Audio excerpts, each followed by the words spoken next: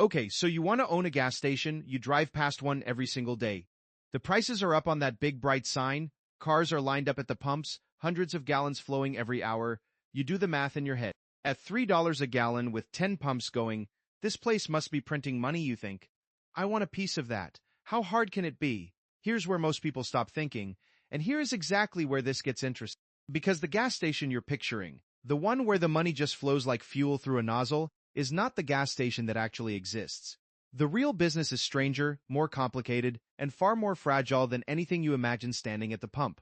And the biggest twist, fuel you are buying is almost an afterthought to the people who own the. Let's start from the very beginning. Before you spend a dollar, you need to understand one critical thing. Not all gas station owners own the same thing. Walk into any gas station in America, and you might be looking at 5 completely different business arrangements. And which one you're standing in determines everything about how much money the owner actually makes. First type is the fully independent owner. This person owns the land, the building, the pumps, the underground fuel tanks, and the convenience store. Everything.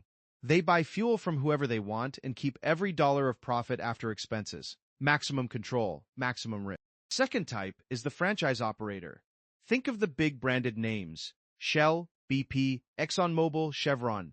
A franchise owner pays to use that brand name, which means paying an upfront fee that can run anywhere from $30,000 to $50,000, plus ongoing royalties on sales every single month. In exchange, they get the brand recognition, the national marketing, and a guaranteed fuel supply. But they also get strict rules about how everything looks and operates. The third type is the company-owned, company-operated station. This is when a major oil company or a large convenience chain like 7-Eleven or Circle K owns everything and pays its employees a salary to run the place. The owner is a corporation, not a person standing behind the counter. Fourth type is what is called a dealer-operated station, where the oil company owns the building and the land but leases the operation to an independent dealer. The dealer runs the store, pays rent, and is contractually required to buy all their fuel from the landlord. They have some freedom, but they are locked in. Fifth is the lease operator. A completely separate real estate investor owns the property and charges the operator rent under what is called a triple net lease, meaning the tenant pays the rent, the property taxes, the insurance, and the maintenance on top of everything else. Real estate investor sits back and collects a check. The operator carries all the daily risk. Why does this matter? Because the answer to how much does a gas station owner make depends entirely on which of these arrangements you are in. An independent owner who owns the land in a prime location is in a fundamentally different financial position than a franchise operator paying monthly royalties on a leased property. They are in the same industry but running entirely different businesses. Let us say you decide to buy an existing gas station. You think you're buying pumps and a cash register? You're not. You're buying the land underneath the canopy. You're buying the building that houses the store. You're buying the underground storage tanks, usually 3 of them buried beneath the forecourt, each holding anywhere from 10,000 to 20,000 gallons of flammable liquid. You're buying the fuel delivery pipes that run from those tanks up to the dispensers. You're buying the canopy structure bolted into the ground above the pumps, engineered to handle local wind loads and snow weight. You're buying the walk-in refrigerator cooler inside the store, the commercial food equipment, the security camera system, the point-of-sale terminals, and all the inventory currently sitting on the shelf. You're also buying licenses, the right to sell fuel in your state, the permit to operate a lottery terminal if one exists, the liquor license if the store sells alcohol, and the environmental permits that allow underground fuel storage on that particular piece of land. And you're buying the existing supply contracts with the fuel distributor, which can lock you into specific pricing terms and purchasing obligations whether you like those terms or not. Here is what most buyers underestimate. The physical infrastructure, those underground tanks, the fuel piping system, the dispensers, is often more valuable than the fuel itself. Installing that equipment from scratch costs hundreds of thousands of dollars and requires months of permit. Barrier to entry is not just money. It is time, engineering, and government approval. Buying an existing station sidesteps all of that, which is why existing stations sell for between $500,000 and $25 million, depending on location, size, volume, and what comes with the deal. Let us talk about what it actually costs to get into this business. If you are leasing an existing location and taking over operations, your minimum startup is roughly $250,000 to $300,000. That covers your security deposit, your first months of rent, business licenses, initial fuel inventory, and working capital to keep the lights on before you start seeing steady revenue. If you are buying an existing station outright, land, building, business, You are looking at anywhere from $500,000 to several $1 million depending on where it is located. If you are building from the ground up, the numbers get serious fast. Land alone in a high-traffic suburban location can cost between $500,000 and $2 million. Construction of the building and canopy adds another $1 to $3 million. Underground tank installation runs from $300,000 to $750,000. After you factor in the tanks themselves, the piping, the leak detection sensors, the automatic tank gauging systems, and the environmental containment required by federal law equipment inside the store, the coolers, the food prep stations, the point-of-sale systems adds another $250,000 to $1 million. Environmental permits and compliance documentation can add another $100,000 to $400,000 before you pump a single gallon. A new ground-up station with a modern convenience store typically costs $2 million to $5 million to build, and banks know this. They scrutinize these deals closely, requiring independent feasibility studies and proof that the local market can support the volume you're projecting. They look at your debt service coverage, essentially whether the business will generate enough cash flow to pay back the loan with room to spare. Many first-time buyers find that getting financing approved is harder than finding the right location. Now let us follow the fuel before it arrives at your station, because understanding the supply chain tells you a lot about why the margins are so thin. It starts at an oil field. Crude oil is pumped out of the ground and transported by pipeline or tanker ship to a refinery. At the refinery, it goes through a process that converts raw crude into finished products: regular unleaded gasoline, premium gasoline, diesel fuel. Those finished products then travel through pipelines to regional storage terminals, which the industry simply calls the rack. The rack, your fuel is loaded onto a tanker truck, the big 18-wheeler you see pulling into stations at night, which carries roughly 8,000 to 10,000 gallons per delivery to your underground tanks. That whole journey has costs at every step: crude oil pricing, refining overhead pipeline tariffs, tanker labor costs, and fuel. All of it lands on your doorstep before you sell a single gallon. How you buy that fuel depends on whether you're a branded or unbranded operator. A branded dealer, one who operates under a major oil company's name, buys fuel at what is called the dealer tank wagon price, set by the refiner or distributor.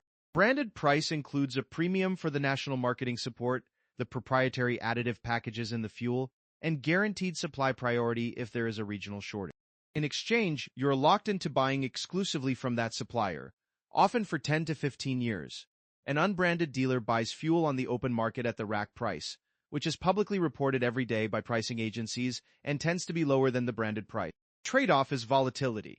Rack prices swing with global oil markets, and during a regional refinery outage or supply disruption, unbranded dealers are the first to lose access to fuel. The branded dealers supplied first. Neither arrangement is obviously better.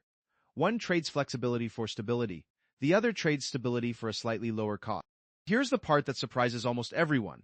When the pump reads $3.11 per gallon, you might assume a healthy chunk of that flows to the station owner.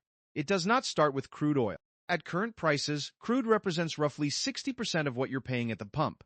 That is about $1.86 out of every $3.11 gallon that goes straight to the oil market before anyone even touches it. Refining and processing adds about 9%, roughly 28 cents a gallon. Then come the taxes. The federal government charges a flat 18.4 cents per gallon on gasoline, no matter what the price is. On top of that, every state adds its own tax. California charges 89.3 cents per gallon in combined state taxes. Illinois is close behind at 84.8 cents. Even lower tax states like Texas charge around 40 cents. The average American pays somewhere between 50 cents and 60 cents per gallon in combined state and federal taxes. That money goes directly to government, not to the station owner. Distribution and freight adds another 11%, roughly 34 cents per gallon, to cover the pipelines, terminals, and truck delivery. Then come credit card fees. Every time a customer swipes a card, and about 85% of fuel purchases are made with plastic. The payment network charges the station owner a percent of the gross sale, typically between 1.5% and 3.5%. At $3.11 per gallon, that works out to about 8 cents per gallon going straight to Visa or MasterCard or the bank that issued the card. Add all that up. And what is left, what the station actually keeps, before paying any of its own operating costs, averages around 30 cents to 35 cents per gallon in gross margin. According to data from the Oil Price Information Service published in January of 2025, the national average fuel gross margin was 35.7 cents per gallon. And after paying for labor, electricity, maintenance, and everything else, The net profit on fuel is closer to 10 cents to 15 cents per gallon. Sell 100,000 gallons a month, and you make $10,000 to $15,000 in net fuel profit. Before the loan payment, before property taxes, before anything. Meanwhile, the bank that issued the card the customer used to buy that fuel earns more per gallon in swipe fees than the station owner earns in actual profit. That is not an exaggeration. It is the math. There is a reason gas station owners are obsessed with what their competitors charge. Research consistently shows that a difference of as little as 3 cents to 5 cents per gallon is enough to divert the majority of price-sensitive drivers to a competing station. Fuel is one of the most price-transparent products in retail. You can read the competitor's price from your car 2 seconds before you decide whether to turn in. So when one station drops its price to pull traffic, the stations nearby have to respond. Margins shrink across the whole corridor. Nobody wants to be the station charging more, so everybody charges less. This dynamic, called a price war, is common in markets where 2 or 3 stations sit within half a mile of each other. Economists have documented an interesting pattern in fuel pricing called rockets and feathers. When wholesale prices go up, retail prices rise fast, like a rocket.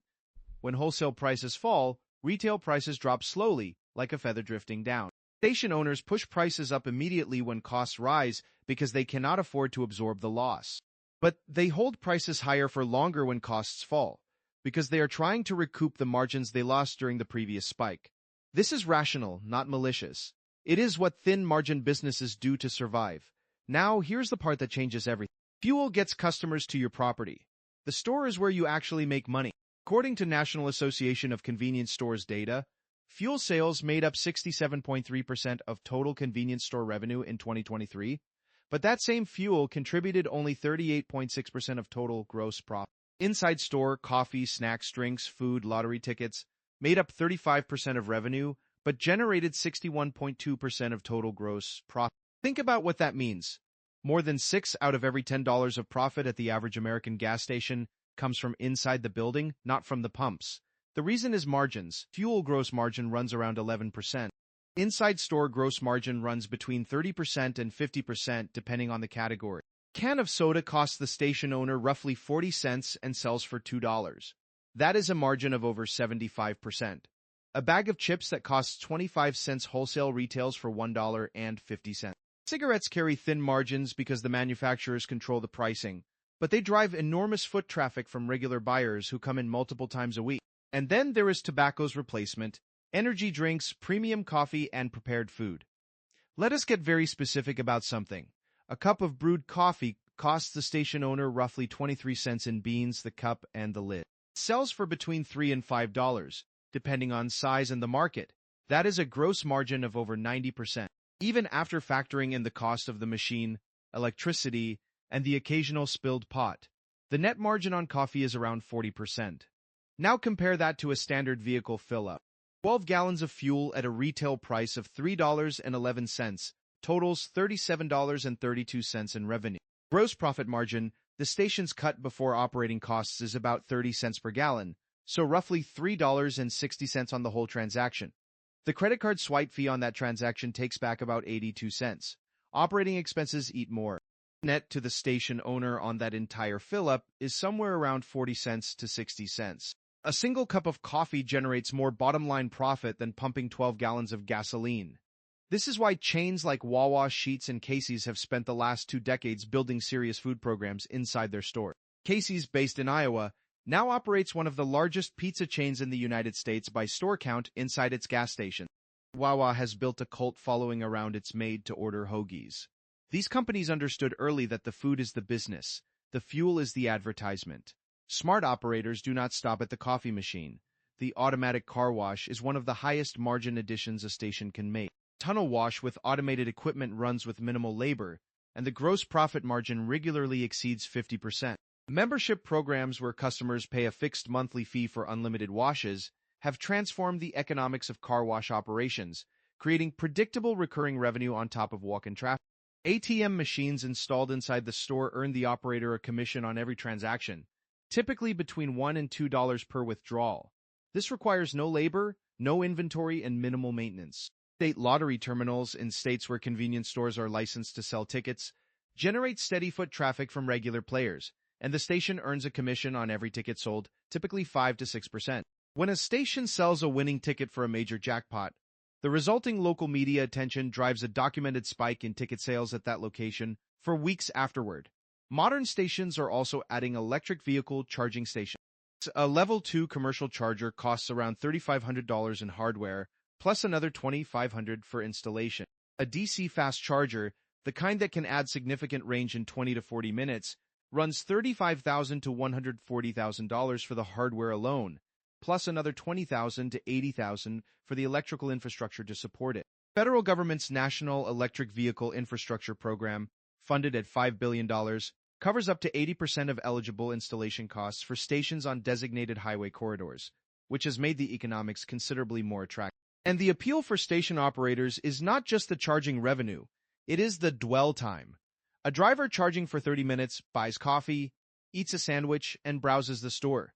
That is the longest, most profitable customer visit a gas station can capture. Revenue is not profit. And in this business, the gap between those two numbers is enormous. Labor is the biggest line item. A 24-hour station needs multiple employees per shift, 7 days a week, 52 weeks a year. The average convenience store employs roughly 20 people, and the industry average wage has been rising steadily. Payroll, including all the taxes, benefits, and overtime, is typically the largest single operating expense. Utilities are significant and often overlooked. Those walk-in beer coolers run continuously, 24 hours a day. The outdoor canopy lighting stays on all night. The air conditioning in summer and heat in winter for a 3,000-square-foot building with constantly opening doors adds up fast. The average convenience store pays around $23,000 per year in electricity alone. Credit card fees, as mentioned, are not just a fuel problem. They apply to every transaction in the store as well. Equipment maintenance is relentless. Dispensers break. Underground sensors need calibration. Cooler compressors fail. Point-of-sale systems need update. Physical infrastructure of a gas station is under constant mechanical stress. Then there is theft, drive-offs, where a driver fills up and leaves without paying. Still happen despite prepay requirements in most states. Internal theft from employees is an ongoing challenge. Card skimming devices, where criminals attach illegal readers to fuel dispensers to steal customer card data, have cost the industry hundreds of millions of dollars in fraud liability and equipment replacement costs. And insurance, a gas station carries general liability, property insurance, and something most businesses never need to think about. Pollution liability insurance, because if something goes wrong underground, the cleanup is your problem. This is the part of the gas station business that keeps owners up at night. Berry gas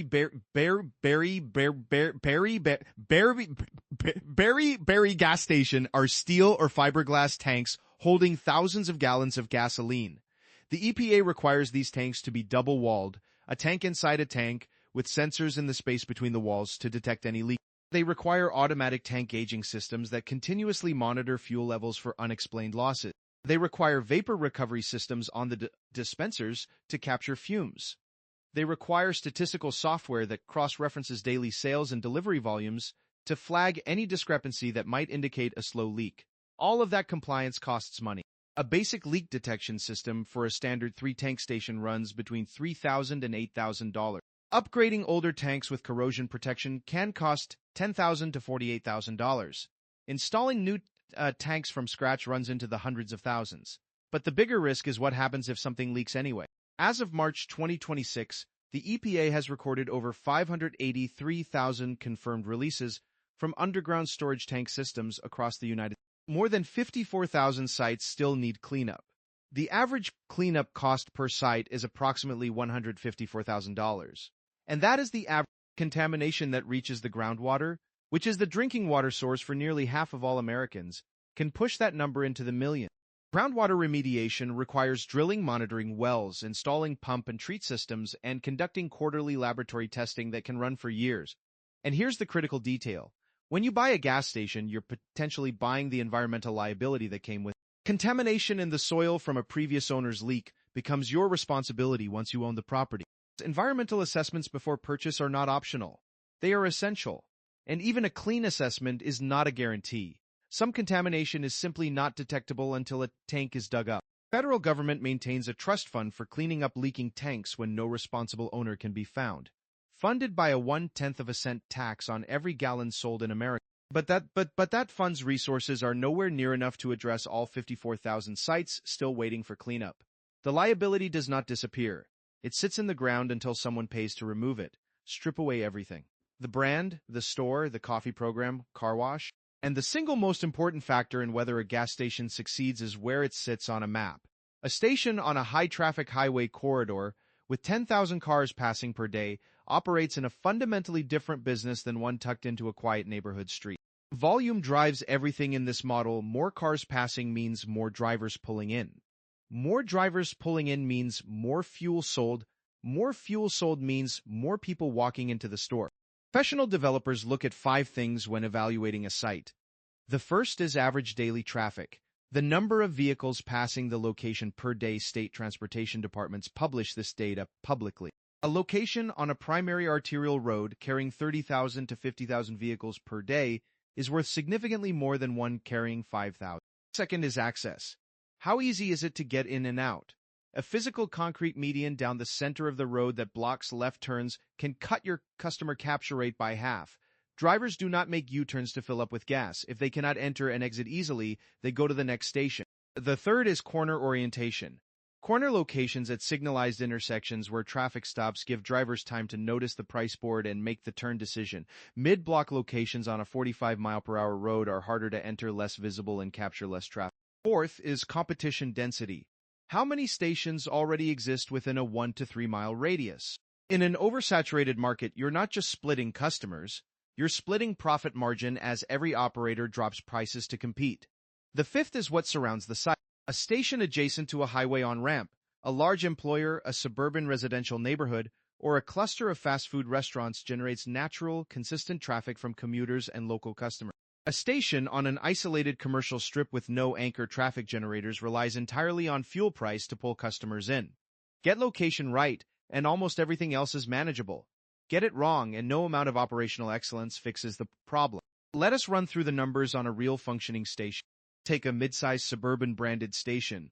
It pumps 100,000 gallons of fuel per month. Average retail price is $3.11 per gallon. Gross fuel revenue, $311,000. After paying the wholesale cost of fuel, the gross profit on fuel is $30,000.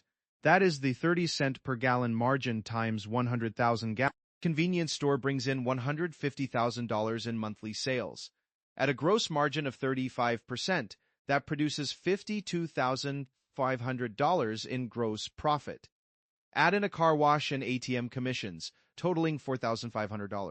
Total combined gross profit, $87,000 on $461,000 in total monthly revenue. Now the expenses. Staff wages for a 20-person team run about $18,500 per month. Credit card processing fees on 85% of transactions at a 2.2% average rate consume $8,619. Utilities run $6,200. Equipment, maintenance and repairs at $3,800. Property insurance and pollution liability coverage costs $2,400. Local property and licensing taxes add $1,800. Inventory spoilage and theft rounded out at $1,200. Total operating expenses, $42,519. That leaves an operating profit of $44,481 before the loan payment and depreciation. Subtract $25,000 per month for the debt service on the property loan and $8,500 in depreciation on the tanks and equipment. Net operating income, $10,981 per month. That is on $461,000 in monthly gross revenue. Less than 3 cents of every dollar in sales flows to the bottom line. And here's the critical detail hidden in those numbers. That store's inside gross profit of $52,500 simply disappeared. If the store were not there, the fuel gross profit of $30,000 alone would not cover the station's $42,500 in operating expense. The station would lose $12,500 every single month just by pumping fuel. The store does not supplement the business.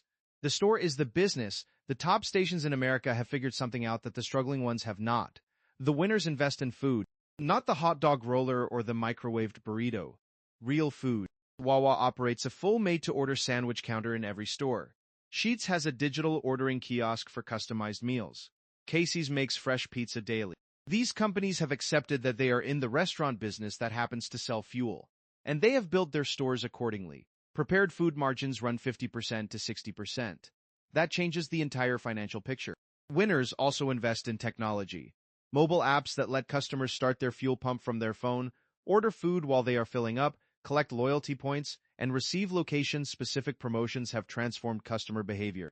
A driver who is linked into a loyalty app visits that station 3 to 4 times more per month than one who is not. And each additional visit is another opportunity for a high-margin inside transaction. Winners pick locations with room to expand. A station on a small lot is trapped. A station on a corner parcel with room to add a car wash bay. A larger store or additional pump capacity can grow as the surrounding community grows. And the winners manage their break-even point obsessively. They know exactly how many gallons they need to pump per month and exactly how much inside sales they need to cover all fixed costs before they make a single dollar of profit. Every operational decision, staffing levels, store hours, product selection is made through that lens. Here's where we land. A gas station with hundreds of cars flowing through every day and millions of dollars in annual revenue can produce a net income of somewhere between $100,000 and $500,000 per year for a well-run independent operator. Wide range reflects how dramatically location, the quality of the inside store, the ownership structure, and the operator's ability to manage costs can shift the outcome. In a good year, strong fuel volumes, stable wholesale prices, a well-run store, no equipment failures, a solid suburban station might clear $200,000 in net income on $3 to $4 million in revenue. In a bad year, a price war with a new competitor, a major equipment failure, a spike in wholesale costs that cannot be passed to consumers quickly enough, or a tank leak that triggers an environmental investigation, that same station can lose money or barely break even. The difference between a good year and a bad year can be $150,000 or more. That is the volatility you're buying when you buy a gas station. And the operators who truly succeed are not the ones who are best at selling fuel. They are the ones who understand that the fuel brings the customer, but the store makes the money, that the location determines the ceiling, but the operation determines how close you get to it. That the environmental liability buried underground is not theoretical. It is a real financial risk that needs to be priced into every acquisition. Next time you stop for fuel, look past the pump. Look at how big the coffee station is. Look at whether there is a car wash. Look at whether someone has installed electric vehicle chargers out front. The store's layout, the quality of the prepared food, the length of the loyalty program sign. Because what you're actually standing inside is not a gas station. It is a retail business that uses $4 cups of coffee to pay the bills and $3 gallons of gas to fill the parking lot. If you found this analysis valuable, consider subscribing to see more breakdowns of hidden business models like this one. Hit the notification bell so you never miss when a new video drops. And if you have questions or want to suggest a business model for us to analyze, drop a comment below, because your feedback shapes what we explore next.